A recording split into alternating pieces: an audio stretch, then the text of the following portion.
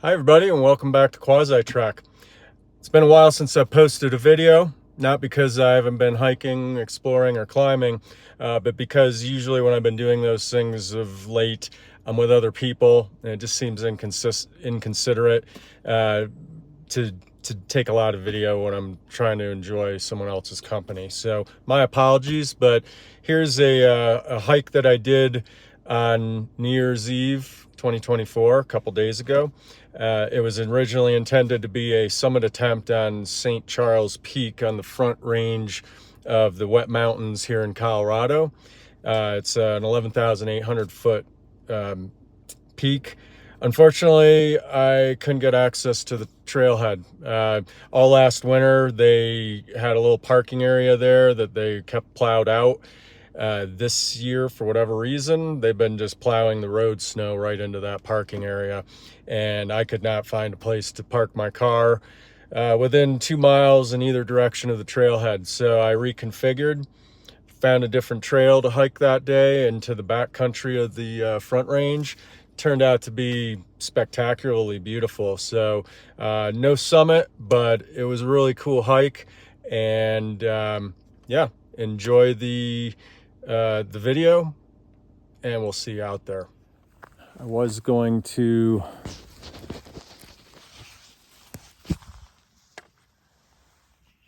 go up the other side of that mountain. We're going to be going up behind that rock face up to the peak behind there, and yeah, gonna make the best of it here today. There's where we're going, but in all honesty, the filming on this hike may be sporadic because while I myself am fairly warm, it is very cold, and every time I take my fingers out of my glove to activate my phone, they get numb. Yeah, these gloves really make it difficult. But Lake Isabel down below us, nice aspen grove, and we're going to be heading up. The trailhead is a little ways up here, and then we'll actually get up into the mountain.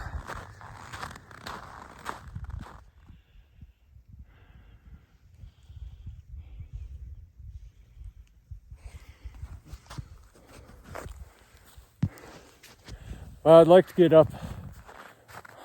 up into those formations up there. Moving kind of slow here. Having all sorts of delays. Like just stupid stuff. Like a few minutes back, my belt came undone and my pants started falling down.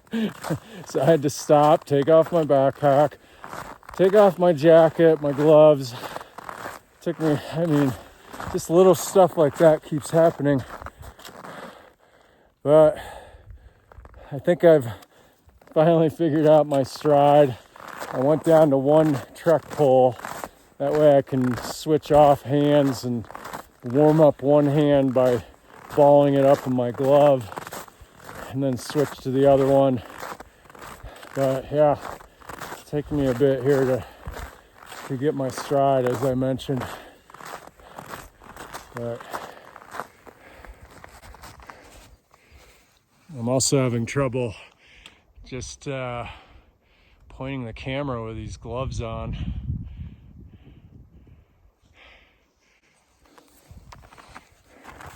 Love it out here though.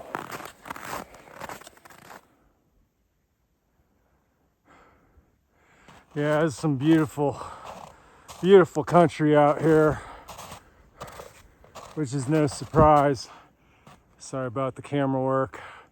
The snow is deep and crusty. And sorry, my hands are too numb to do a nice gentle fade out there. But yeah, I'm heading up into that, looks like into that deep canyon. This is beautiful. Yeah, the going's gotten a little more difficult here. For the first mile or two, I was on like a kind of a packed foot trail, and either side of it the snow is really deep, and now I've kind of come out of that, so I keep breaking through the crust of the snow. But yeah, winter hiking, no big deal. It's just part of the experience, I guess. Just surrounded by like beautiful canyon and forest, and then over here, just spectacular. But I'm actually going down this branch here, so that'll connect me to the trail that I want to go on, which if it were summertime, I'd have enough daylight to try to summit St. Charles Peak, but there definitely won't be enough time today. I've had a lot of delays just getting to this point, and just isn't enough daylight. But we'll still got about an hour and 45 minutes before I have to turn around. I can cover a lot of distance, so let's keep going. So like the first 2 miles of this hike have been on basically a paved road that I'm on. During the summer, this is a paved road. There's campsites over here. And it's been kind of nice in some ways, but the problem is I'm actually on about 1.5 feet of snow. And right now I'm just in somebody's cross-country ski tracks, and that's pretty well crusted over, but I do break through quite a bit. And then, right off of it, it's deep.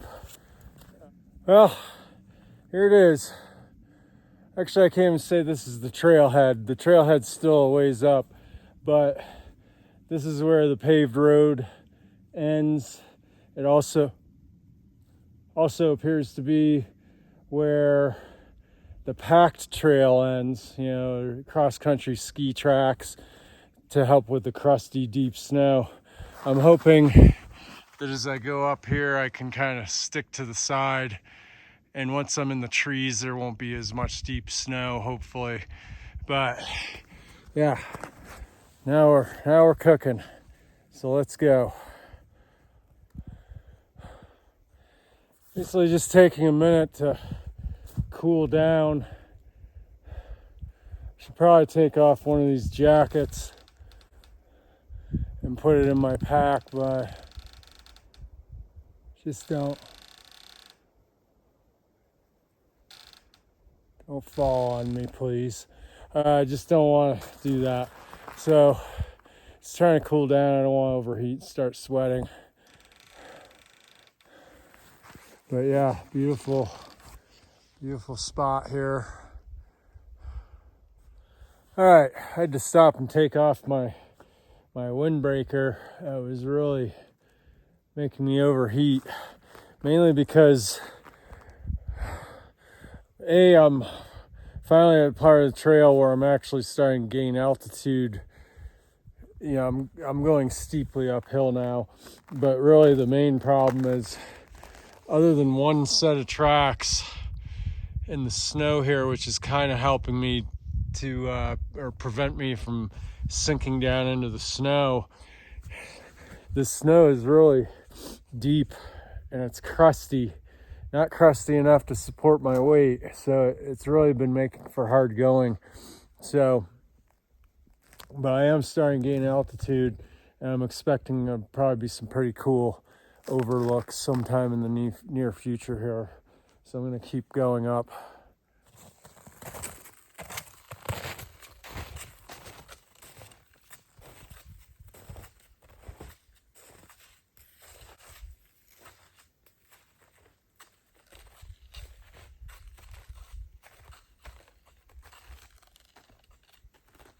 So 2 good things. One, finally hit kind of a part of the trail that doesn't have 1.5 feet of snow on it. But also, I've come around into like the backcountry part of the wet mountains here. Look at that.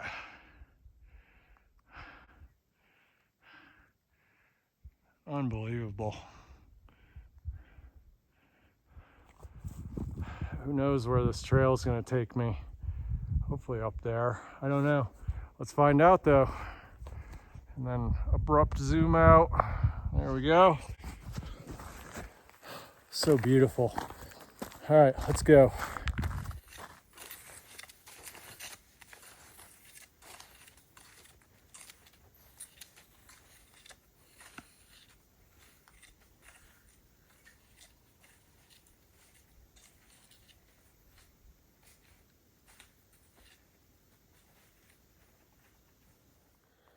Well, I was kind of hoping that the trail would take me to this rock ledge overhang over here that would have had an amazing view of this whole canyon, but it hasn't. I'm gonna try to work my way over there, but kind of in the meantime, it's still pretty cool view here where I'm at.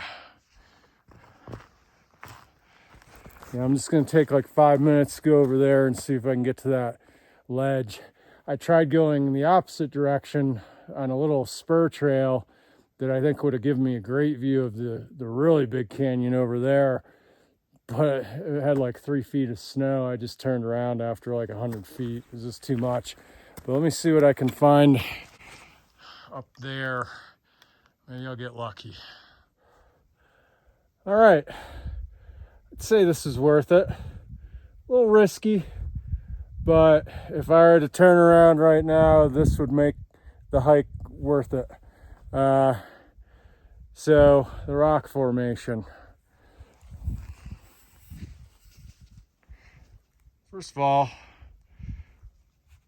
that's a pretty phenomenal view of the canyon going that way.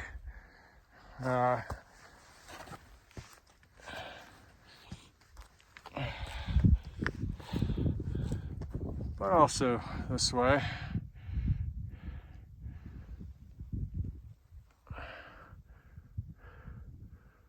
Which I came from down there. And then this.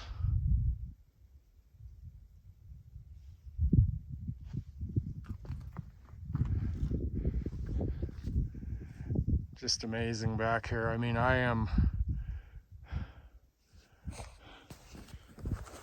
definitely immersed. And this is so beautiful. Let's see if I can get a little higher here without falling off the mountain. Yeah, really cool canyon down there.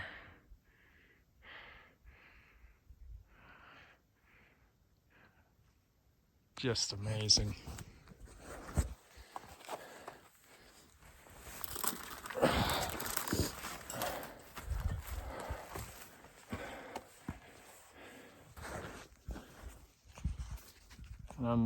Forgive me, I'm just trying to be careful here because I have not seen a single person out here. It took me 3 hours of hiking away from anything. Yeah, I don't want to get a sprained ankle, twisted knee. Yeah, I think I'm just gonna, can't quite, that stuff's kind of gnarly in there, so I'm just gonna stay away from that. But look at that.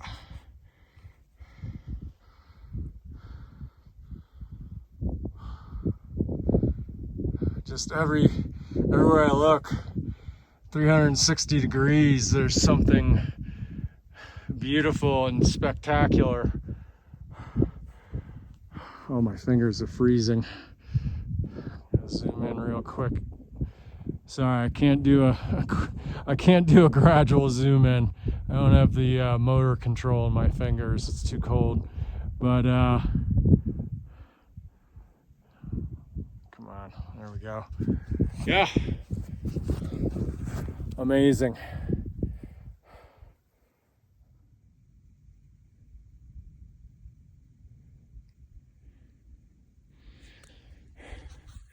So I don't know if the camera is picking up all the ice crystals floating in the air, just glittering. It's in the sun. It's so amazing. And it's not snowing. It's blue skies. It's just, you know, from being blown up from the wind, but amazing. So beautiful.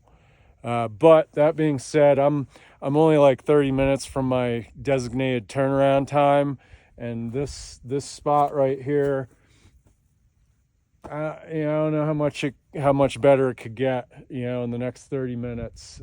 So I'm just going to call this turnaround time. You know, this is well worth it, and you know, it's going to take me 3 hours to get back to my car. I don't want to be pushing it too late. You know, once that sun goes behind those mountains, which will happen before, you know, the official sundown time, it's going to get super cold out here. It's already super cold. So, yeah, I'll just leave it at that. I mean, what more could I really ask for? I mean, look at this place. I am surrounded 360 degrees by stunningly beautiful wilderness. Oops, sorry, little sketchy footing up here, and I don't want to make any missteps. Yeah, and I've tried getting up here, but it's just too craggy, and I don't want to like slip into one of these holes and twist my knee or sprain my ankle. Not up here. Yeah, heading back down. What a hike. Happy New Year. Yeah, so there it is. Another amazing, spectacular hike in the mountains of Colorado, and unsurprisingly so. You know, it doesn't matter what time of year you're doing it, where you're doing it here, they're all spectacular. Just, they never disappoint. And that one certainly didn't for me.